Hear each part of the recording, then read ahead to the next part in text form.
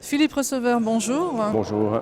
Nous sommes à Varsovie, au Palais de la Science et de la Culture, où aujourd'hui se tient une conférence internationale sur les 30 ans de la Charte européenne de l'autonomie locale. Vous êtes vous-même membre du Congrès, président de la commission du monitoring. Pourriez-vous nous retracer les grandes étapes historiques de ce texte, instrument juridique dans le système conventionnel du Conseil de l'Europe ? Oui, et ce n'est pas sans mérite de se trouver à Varsovie pour commémorer cet anniversaire, puisque nos hôtes polonais célèbrent les 25 ans de la démocratie locale. Pour nous, c'est 30 ans, mais pour eux aussi dorénavant, puisqu'ils sont affiliés à la charte. 30 ans de charte de l'autonomie locale, c'est au fond un regard qu'on porte sur quelques décennies de pratiques de gouvernement de proximité à l'intérieur des 47 États membres du Conseil de l'Europe. C'est aussi le constat que l'on fait aujourd'hui avec le recul de la pertinence toujours actuelle de ces textes qui proposent véritablement le meilleur mode de gouvernement pour une démocratie de proximité et en profondeur.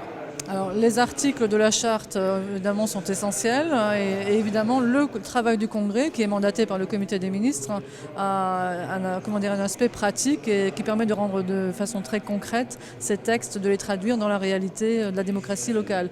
Comment est-ce que ça se passe ? Alors, il ne suffit pas de signer la charte, ni même de la ratifier pour considérer que l'exercice est réussi.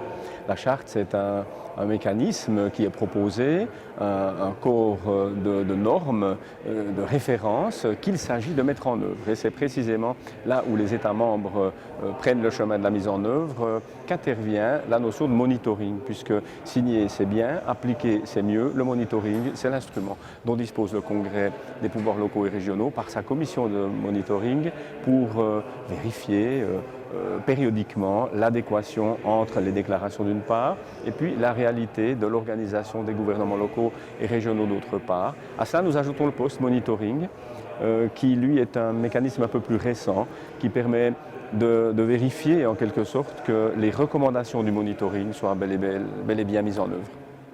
Le Congrès a abordé à plusieurs reprises des questions dites récurrentes. Pouvez-vous nous dire de quoi il s'agit ? Les questions récurrentes sont celles qui se posent régulièrement depuis l'adoption de la charte, depuis que des États membres ont signé cette charte. Aujourd'hui, les 47 États membres l'ont signée.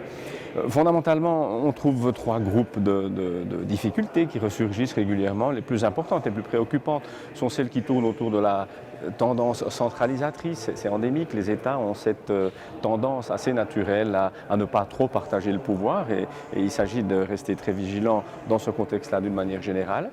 Fondamentale, je dirais.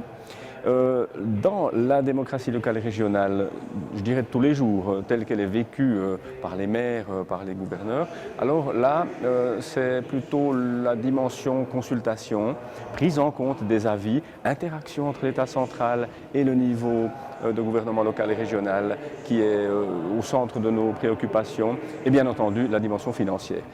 Il ne s'agit pas seulement de recevoir de l'argent de l'État central, encore faut-il avoir des compétences décisionnelles dans ce domaine-là et les compétences elles-mêmes ne suffisent pas si les finances ne suivent pas.